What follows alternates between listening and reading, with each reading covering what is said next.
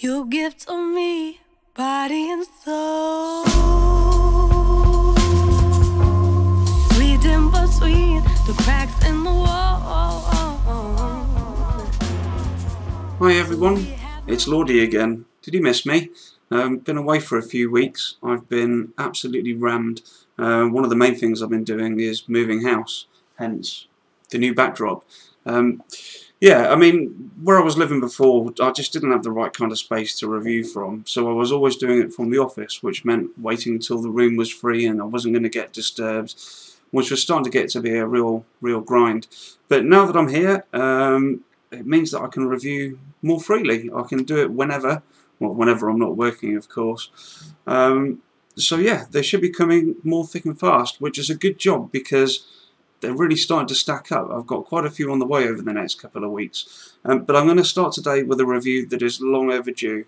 And today it's going to be a review of this, which is the Poldiac from Vapors. And for this I need to give a huge thanks to Victoria at the Vapors Den, or Victory V at UK Vapors, who sent me this to review. It's got to be about 4 or 5 weeks ago now, and just with one thing and another I just haven't had the chance to get it done. So Victoria, thank you so much for the loan. I'm going to take a little vape for you now.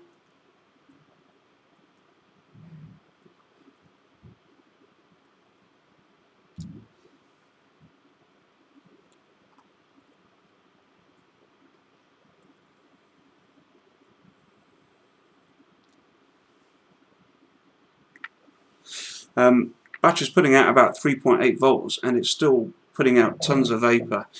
This thing's a hard hitter. Anyway, we're going to go down to the table, I'm going to show you it in bits, and then we're going to come back for some opinions. Now, I know what you're thinking. And yes, you're right, that is a lot of bling. It's fair to say that when you buy your Poldiac these days, it doesn't come with the whole array of tubes. I think that when Vapors first released it, it was something that they did early on. But now it's €150 and you get one tube configuration and one set of sleeves. And you can buy additional sleeves for, I think it's around €14 per sleeve, something like that. So I'm just going to show you what it looks like at each of the different sizes.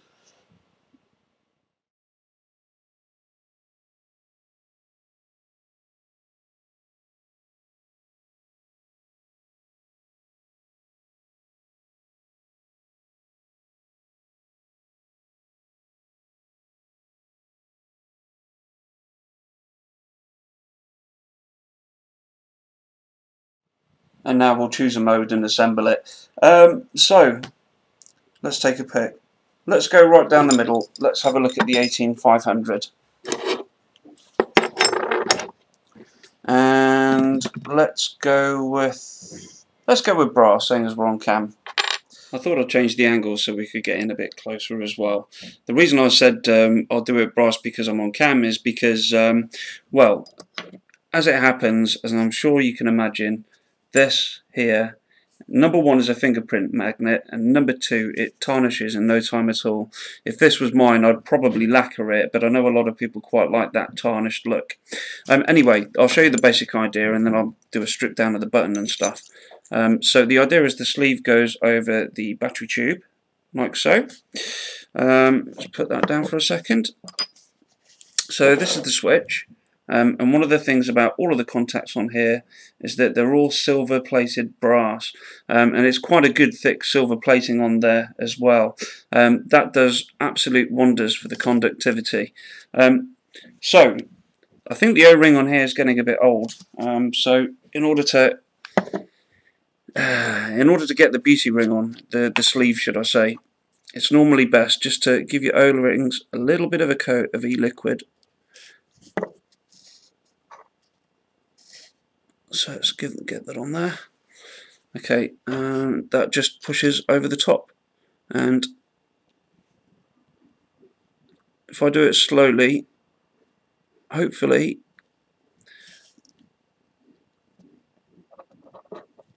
see, it's still pinched ever so slightly there. Hopefully if I turn that, it'll free it. Nope, it's not quite freed it. Let's give it another go. I'm sure a new O-ring would help with this.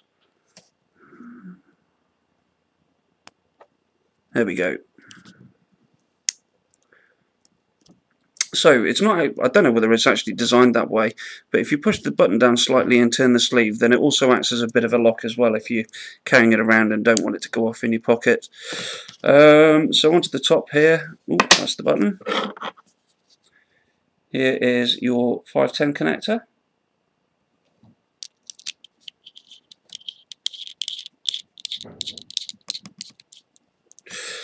And that goes onto the battery tube.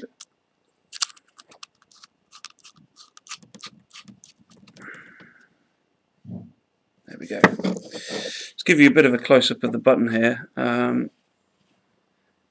The finishing on the button, same as the finishing throughout the device, is really good. The good quality engraving. You can see here this is serial number 389. So we'll just pop in our 18500 battery. Oops.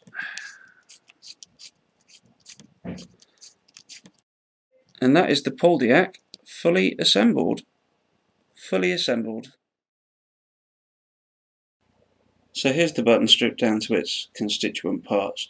Let's start with the obvious. This is the main firer, and as you can see from the back of it and from this little piece down here, it is in fact a magnetic switch, which gives a really nice action. These bits down here are all of your silver plated brass contacts, and as you can see, they're quite a weird colour. You'd expect it to be more of a white, but it's actually got a pinkish hue when you see it in direct light. So let's start putting this back together. I'm going to create myself a bit of working space first.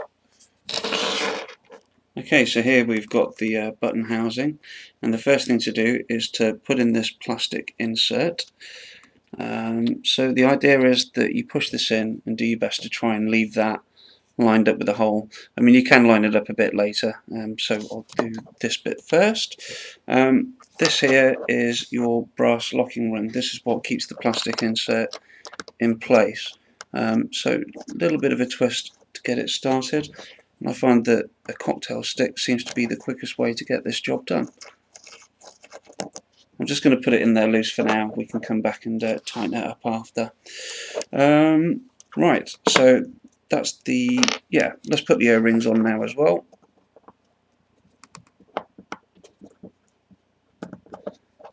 And then there's one that goes onto the base here too.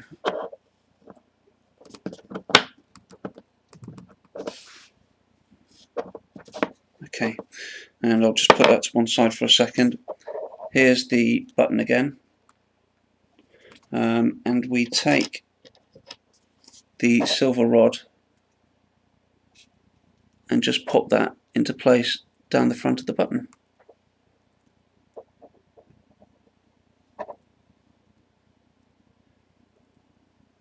So basically what happens is when it's all screwed together, the nipple part, the bottom of the screw, just gently sits in the plastic here, and as you push the button it sort of pushes the two silver contacts together, silver plated contacts, let's get it right.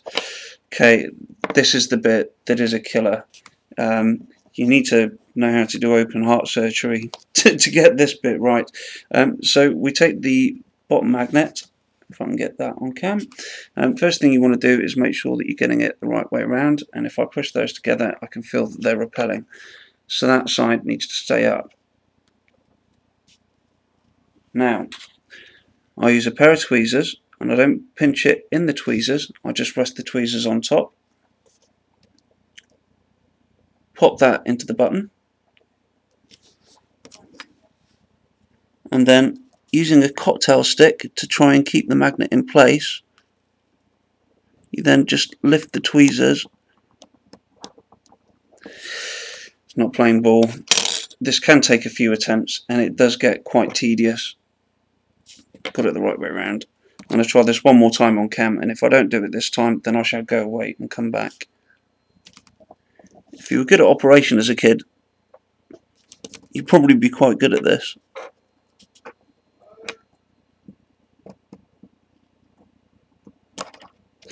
No, okay, I'm going to do this off cam and then come back.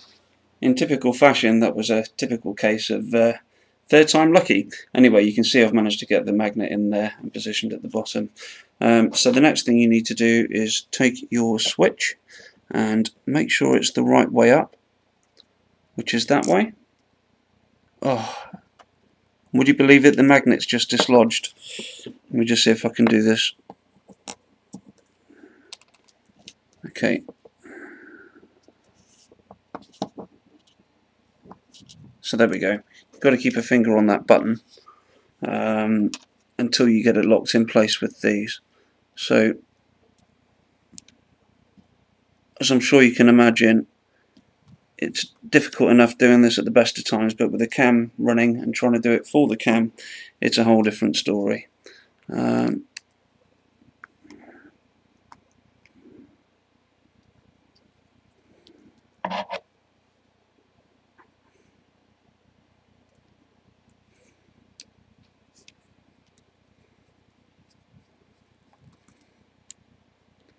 Okay, so that's in at the top. Button's looking after itself now. So we just repeat that at the base.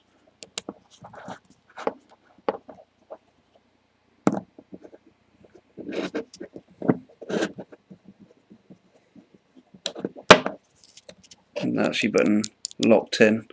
Now, the switch can be a little bit temperamental, I've found, in that if you don't have these done up tight enough, then it misfires and you don't get the best contacts. If you do it up too much, then it makes the button action a little bit gritty and not as smooth as it should be. So there we go, I'm happy with that, and my switch still seems to be nice action. And then onto there go your contacts for the battery and for the atomizer. These are reverse threaded, so in order to screw it in,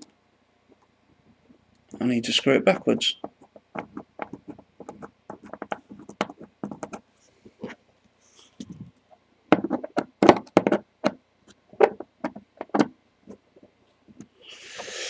And then the same on the other side.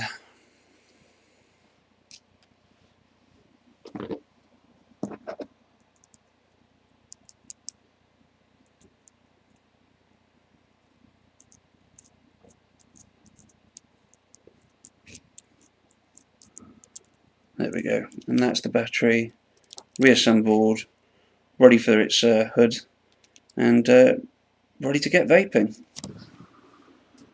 I can't tell you what a nightmare I've had getting this video done today. I've had nothing but constant interruption. I've had to do so many takes, it's unbelievable. But anyway, here we go. Back for the conclusions. This is the RSST on the Poldiac. The battery's putting out about 3.8 volts. The core set at about 0.8 ohms, but I've got quite a PG heavy mix in there, so you should see, if there's any noticeable difference, the difference in the vapor.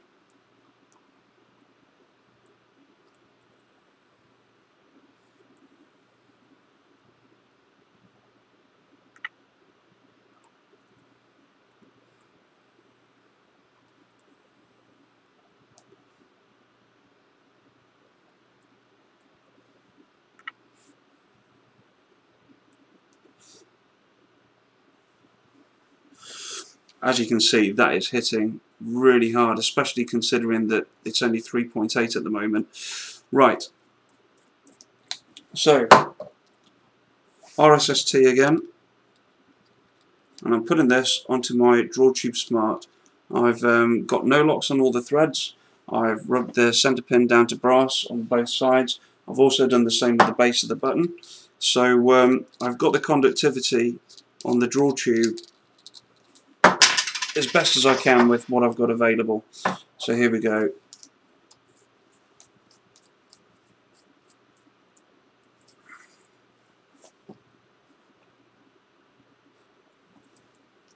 I'll see if I can do the locking ring properly.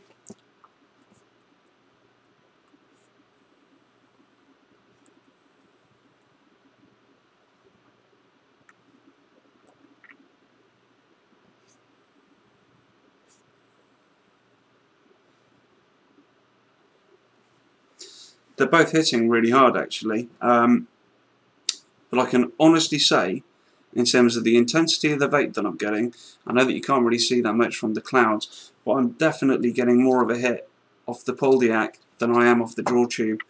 This thing hits seriously heavy. I can't tell you just how good it hits.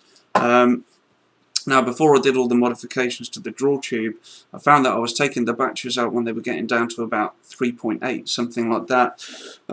Since I've done the no-locks and all the other bits and pieces, I'm running it down to about 3.6, something like that. But you can really notice the difference once it's dropped to 3.6. And don't get me wrong, with a Poldiac, when it hits 3.6, you can tell that it's lost a lot of volts. But in terms of the satisfaction of the vape that it gives out, it's incredible. It really is incredible. The other thing as well, I'll just put the battery cover back on.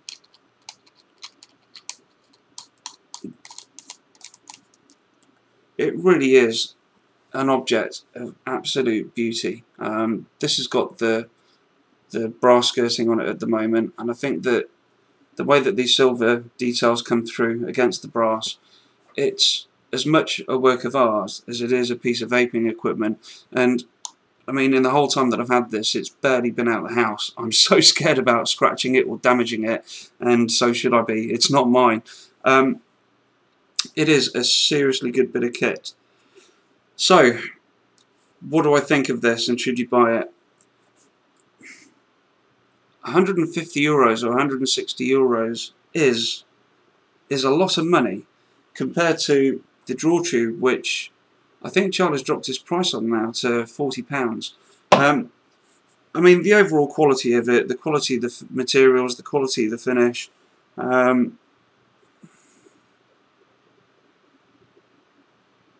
there's nothing really that I could say negative about it. The threading is all perfect. The only criticism that I can levy on this is if you haven't got the button set up perfectly, then it can have a tendency to give you a misfire. I found that when I was using it quite a lot, I was getting probably one missile fire for every 8 or 10 vapes that I was pulling off it. But to be honest, that's not a fault of the battery. It's to do with the fault of you when you get in the battery. It's not the fault of the button. It's the fault of the way that you've set the button up. Once you've got it set up perfectly, it's pretty flawless. But considering the other mods that are out there for about the same money and the type of vape that they put out, I mean, thinking primarily the Nemesis, the Chi-U, all of those kind of things, I've not reviewed them, so I can't say. I can honestly say that 150 euros with one battery tube, for me anyway, is a lot of money. I'm just wondering whether that would put me off. No, if I had the money, I'd buy one. I would buy one. I'm trying to be honest and objective in my feedback here, and I'm starting to ramble on a bit now. I really like the Poldiac. I really do. The quality of the vape that it puts out is silver-plated brass contacts. I don't see how it could get much better. I really don't. I know that you get gold-plated, but gold-plated again isn't quite as conductive as the silver. The only reason why people use gold plate as opposed to silver plate is because silver plate is more likely to corrode, which does mean that you've got to have a little bit more of a cleaning regimen on the go with it. But when it's performing well, it's pretty unbeatable if you ask me.